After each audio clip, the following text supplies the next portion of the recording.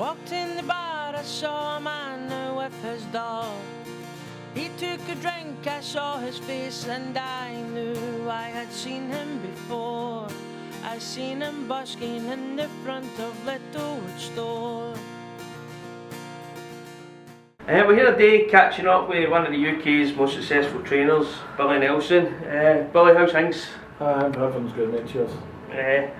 You put together quite a young, hungry stable here. Do you think 2017's got to be a defining year for the stable? I think we're hoping that we'll have a minimum of 3 champions here this year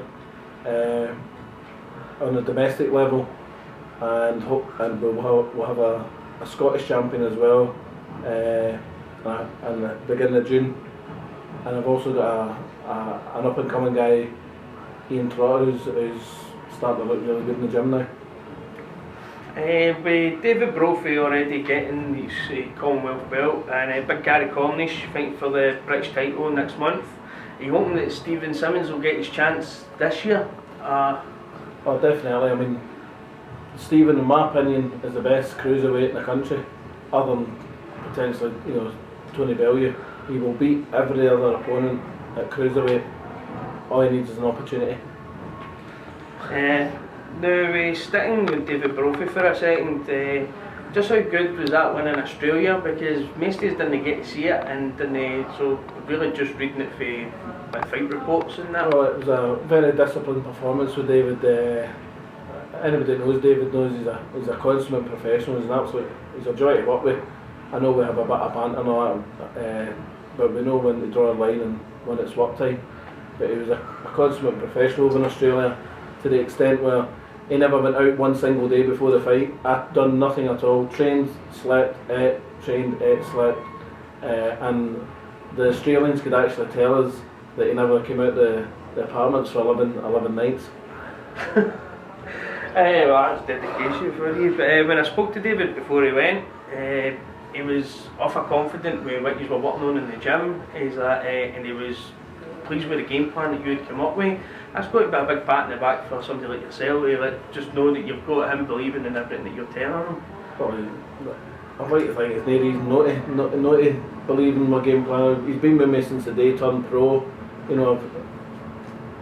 been in some big fights myself with other fighters and gave them game plans, and they've all generally been successful.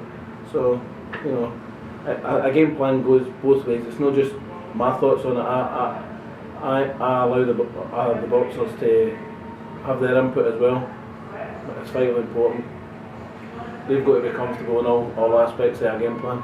Aye, definitely. They've got to believe in it as well. Of course.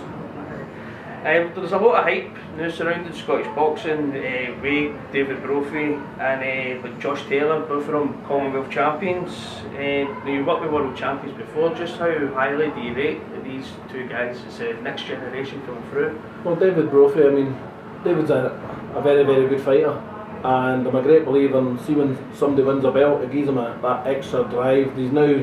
People are after him, after his belt, so you've seen yourself how hard David works in the gym. He'll work an extra 10-15% harder again to keep his belt and hopefully progress to a much higher level, which I think he is capable of doing.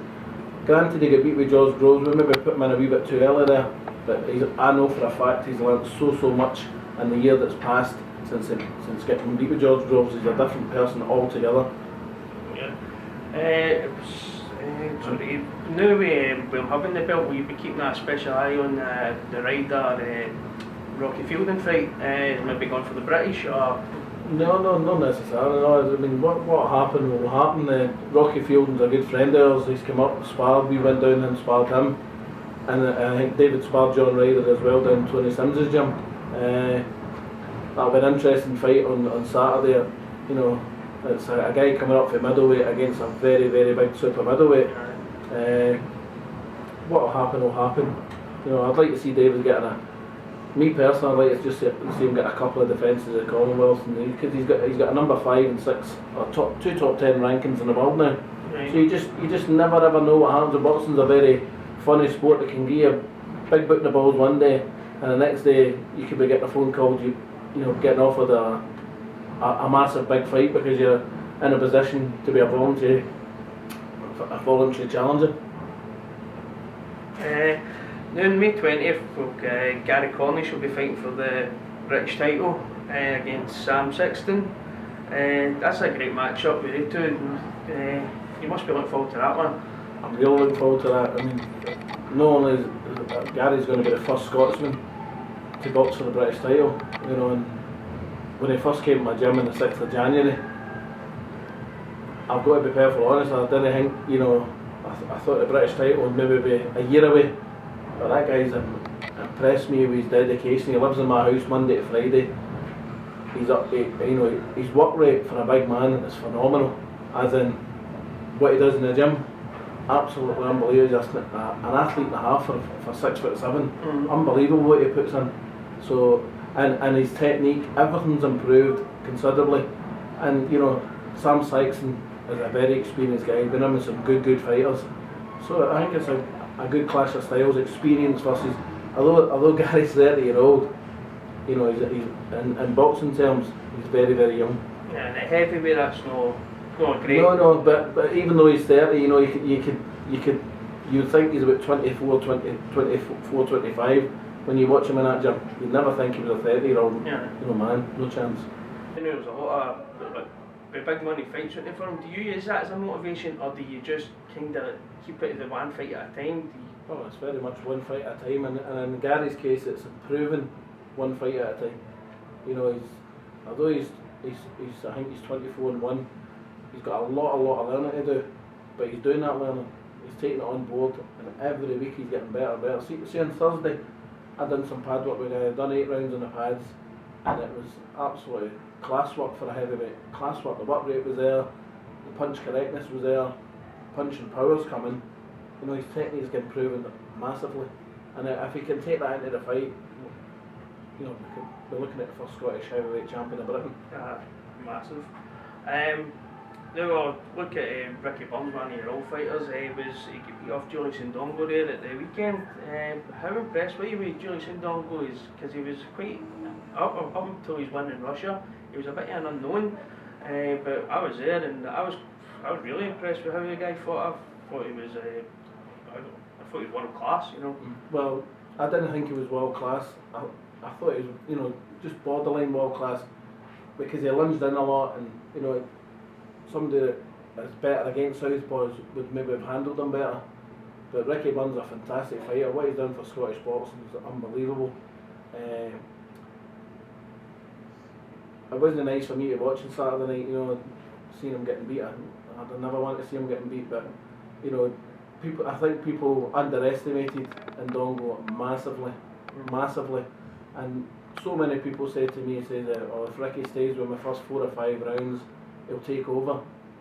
I don't know what gave people that impression, because Ndongo comes from Namibia, and his coach was Moses' coach that Ricky also fought, and that guy was super fit. So he comes to a stable that, you know, I'm not going to come here doing things half-hearted. That was a hard defence Ricky Burns had against Moses, and a fantastic win. In fact, I had it in his top 2 wins. Martinez and Moses were Ricky Burns' best wins, because in my opinion they were the best opponents. Martinez, you know, was the #1 Ring magazine. He beat him, and Moses had went to Japan and beat a world champion. However, he lost at his first defence in Namibia, and Ricky beat him. I thought Ricky beat him quite comfortably, maybe 3 or 4 rounds. I was quite shocked to hear his trainer think that he got robbed when he was here, but that simply wasn't the case. Ricky made it clear after the fight that he's not thinking about retiring. I personally would like to see him go back down to lightweight. Do you think he could do a job back down at lightweight again? Ricky is a lightweight, in my opinion. I don't know. I mean, he's obviously went up to light welterweight because he's. I mean, that is what a golden opportunity it was to beat the Rocco. I mean, I've got a 9-fight novice that I'd put in with the Rocco. Yeah. Based on that performance, Jason Easton. You know, I believe you couldn't knock back that fight, but see when he when he beat that guy, I think he should have went back down to lightweight, because he's not a light welterweight, in my opinion. You know, people might disagree with me.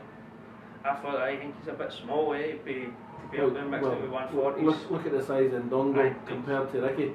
And Ricky, do remember, Ricky's came up with super featherweight to lightweight to light welterweight. Now that's the gutsy. That's £10 in weight, but in natural weight you could be talking £20. Yeah. You know, which is just a wee step too much.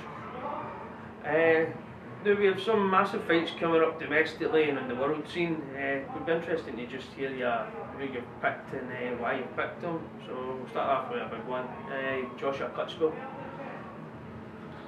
I think if Joshua doesn't stop him in the first 3 rounds, he could get stopped himself, because Klitschko's been there, seen it, done it, and he's very, very disciplined. Great jab. It's going to be some fight, but I would take Klitschko. Take Klitschko. The fight just coming up, Rocky Fielding against John Ryder. How did you see that one going? Rocky's by far the bigger man. John Ryder, lovely guy, really genuine man. He struggled, by all accounts, to make weight at middleweight.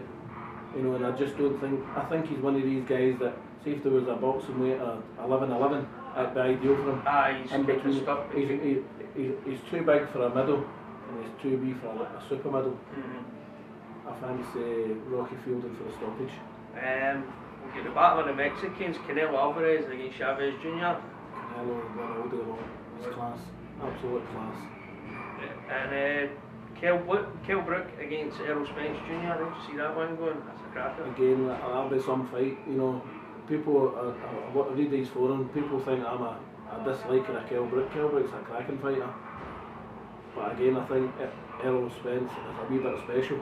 And I think him and Bud Crawford, I'm led to believe, is moving up after his next fight.